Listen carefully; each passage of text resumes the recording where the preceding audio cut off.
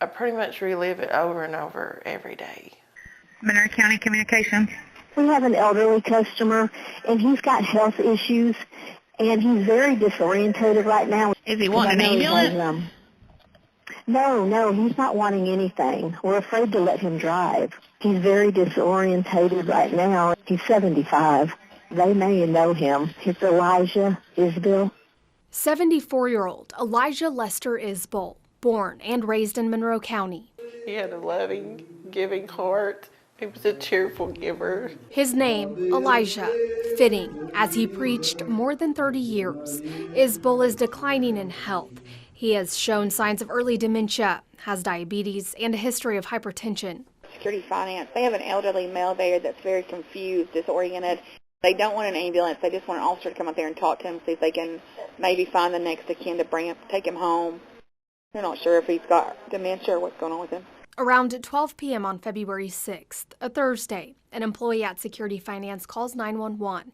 The caller says Isbill is confused, wobbly. He needs medical attention. About 25 minutes later, officers with the Madisonville Police Department show up. Hey, partner, how's it going? I'm fixing to go get my buddy and then go to... Okay. Here, let me hold on to this stick for you. There you go. That way you don't... I've done a whole bunch of... That's fine. Hey, you remember me? That was not finished. You remember me? You remember Forrester? Body camera obtained by 10 News shows Isbill disoriented while talking to officers. Day is it? It's 1948, ain't it? 1948? Who's president? George Washington. George Washington?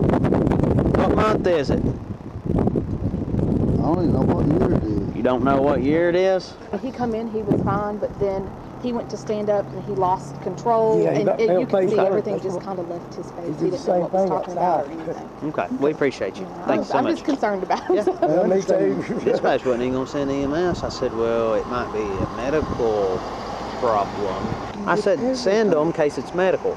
Yeah. It is medical.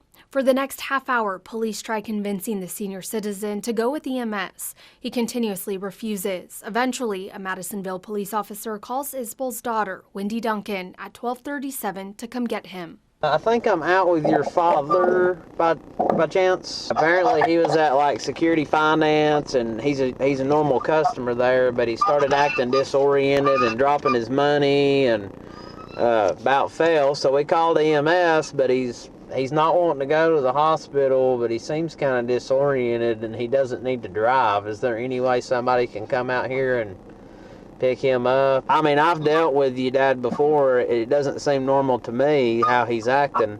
The officer tells Isbill Wendy is on her way. Oh, Wendy either. You want a good drink of water? What's that? This ain't got no chlorine in it. Around 12:49, EMS takes his vitals. 218 over 110. Can't get no blood. I checked your blood pressure. Now I'm checking your pulse. Oxygen level. Isbill's blood pressure is so high it is considered a medical emergency, close to a stroke or heart attack. That's not normal. Lester. He goes in these trances like that. Something like clicking. Blood pressure through the roof. Yeah. Lester, you're either having a medical issue, you're under the influence, Oh, it's yeah, man. and that's it. So, Let me go get my business. so you go to the hospital? I've got to go pay for my tires for my We're not tractor. doing that. You have two options. I ain't got no option. Two I ain't going to options. jail too. One or the other. Isbill then expresses concern about going back to jail. As long as they don't start treating me like a dad brother. They're not going to treat you bad. They're not going to do that. Drunk. They're not going to do that. They did the last time I was there. He was treated horribly when he was in jail last time. He was jerked around. They cursed him and mistreated him. They stripped him naked and put him in a drunk tank. In July 2024, a Monroe County judge dismissed a DUI charge against Isbill, finding no probable cause to prosecute him. A Monroe County deputy pulled Isbill over in May on his 74th birthday. She arrested him and accused him of driving under the influence with no physical evidence. His daughter said he was recovering at the time from surgery to get a pacemaker. You think it's more medical or something he's doing? It's medical because his blood pressure's high. Wendy gets to security finance at 107. His blood pressure's really high. Yeah. Heart rate's low. He's refusing to go. We can't talk him into going. Hey, He says he's not going with you. Listen, your blood pressure's really high, Dad, and your heart rate's low. It won't hurt to get choked out a little bit. Are you taking him or no? Yeah, I'll okay. take him. All right, we're not dealing with it. Police and Duncan try convincing Isbill to leave with her or go to the hospital. All they want to do is take you out and then let you go. They're going to get your levels blown up, and that's it. Isbill becomes more and more agitated. Body cam footage shows the EMT telling the officer that despite Wendy having power of attorney over Isbill, they cannot force him to go to the hospital. If y'all arrest him, he's still got to go get processed and get evaluated, and y'all got to make the decision. I'm talking about as far as medicals side. We can't force him because he's lucid. Even with the medical power of attorney? He's lucid, so the medical power of attorney doesn't work. Lucid. Wendy thinks not. Upset that he wouldn't come with me, but then to hear him, screaming and crying when he was put into the police car and refusing treatment, that just tells you, he wasn't clearly thinking. He wasn't lucid as he was described. Wendy, under the impression Isbill will be taken to receive medical treatment. Medicine, and that's it. You're looking at just a couple hours, and then you'll be ready to go. Take him off. That's been hard to live with. But as far as them assuring me, we can take him and get him treatment. And at that point I said, you may have to take him on. Madisonville police arrest Isbill at 118 for disorderly conduct. It's a low-level misdemeanor. Don't stop. You're under arrest. Dashcam footage also captures the arrest. Oh, you hit the stormtroopers or something? Come on, get up here. You hurt my arm. Quit. I'm going to get fixed to go up there. Leave me alone. I'm going to be up here. EMS tells officers Isbill needs medical help once at the jail. And maybe you guys know who to contact for some kind of mental crisis people or anything? I'll let the jail know and see if they can't contact mobile crisis or something like that. In the police cruiser, Isbill wails and rambles. Listen, you divide my constitutional right, freedom of speech, and the pursuit of happiness. Okay, I'm going to shut up. Oh, God. I got to go get my tires for my tractor so I can use it at home. Please. It's a Maris Ferguson 1965. All right, my dear son, Taylor Style, he got Taylor Staley.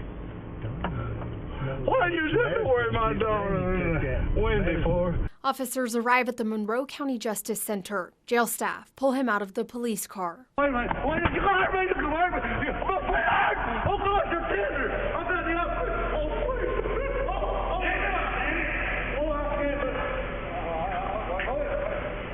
please. He was terrified. He had mentioned to me that if he ever went back to that jail, they would kill him. And he was right. The Monroe County Sheriff's Office confirms that Madisonville police officers told one of their staff Isbill needs medical attention. Jail incident reports prepared by corrections officers and obtained by WBIR state Isbill was intoxicated. He was not. A toxicology report will later prove that. He is placed in a holding cell. A camera inside the cell captures the last 10 hours of his life. It's almost as if he is preaching. Within minutes, he falls, hitting his head on the concrete bench. Rather than take him to the hospital, corrections officers put him in a restraint chair at 1:47 p.m. They say it's for his own safety, but he won't walk away alive.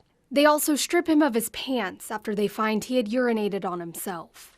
An instruction and warning label for the SureGuard safety restraint chair says detainees should not be left in the chair for more than 2 hours. The Monroe County Sheriff's Office's policies and procedures for the restraint chair say once an inmate is placed in the restraint chair, they should be taken from the chair, given water, and allowed to use the bathroom every 60 minutes. It also says no person may be kept in the chair for over 4 hours without approval of the facility lieutenant. Jailers leave him in that chair for more than 9 hours, from afternoon till late at night. They give him no food, no water, or bathroom break the entire time. He had low oxygen saturation at the time. He had high blood pressure. He was having breathing difficulties. Their response was not to get medical treatment or medical care. Their response was to put him in the restraint chair. And then soon after that, their response was, let's put him in a spit hood or a hood over top of his head where he remained till they ultimately he was carried out on a stretcher. 2 hours after he is confined in the chair, jail staff put a hood over Isbill's head. In a warning label for the transport hood, it says refrain from using the hood on individuals experiencing breathing difficulties. It also says continuous visual monitoring of the wearer is imperative and to never leave them unsupervised. But video shows they do not go in and check on him for hours at a time. Later, multiple corrections officers will be written up and reprimanded for falsifying a log created to track their care of him. Restraint chair logs 10 News has from the Monroe County Sheriff's Office shows Isbill is not checked on between 5:53 p.m. and 8:15 p.m. and between 8:23 p.m. and 11:10 p.m. Wendy Duncan says she calls the Justice Center multiple times to check on her father. She says she is never told he fell or that he is being held in a chair. As hard as he fought to live in the chair while he was in the chair, I think he would still be alive today. He had a lot of life left in him. Jail records show Isbill's last movement is at 11:07. At 11:10, jail staff enter the cell and check on Isbill. He has no pulse. Jail staff call 911. Monroe County 911. Hello, this is Zip Reagan over to jail. We need EMS en route. We have CPR in progress. Okay, we'll send him over there. How long's he been down, do you know? I do not. 420, boy, same job. Okay. How long has he been down for?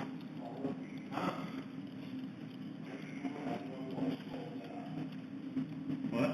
You know how long he's been down for?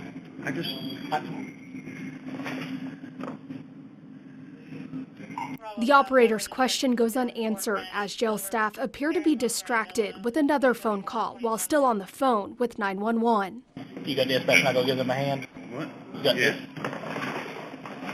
All right, I'll let you go. EMS and first responders are headed that way, okay? Where do they need to come to? At 11:13, jail logs show corrections deputies begin CPR. Staff give him Narcan to revive him. Autopsy records obtained by WBIR show he was never under the influence of drugs or alcohol.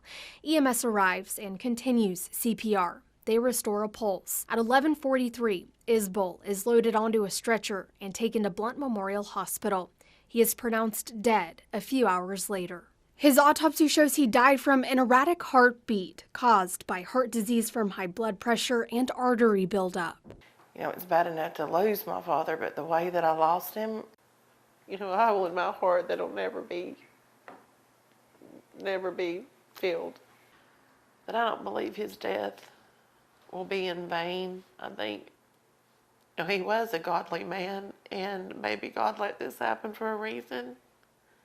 Just to expose, you know, some of the corruption and some of the things that are happening that, you know, I would have never thought in a million years.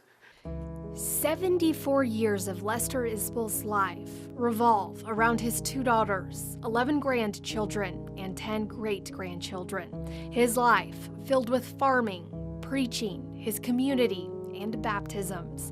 For 74 years, 8 months, and 18 days, Elijah Lester Isbill's life is filled with love. But the last 12 hours and 18 minutes were filled with fear, a jail cell, a restraint chair, and isolation.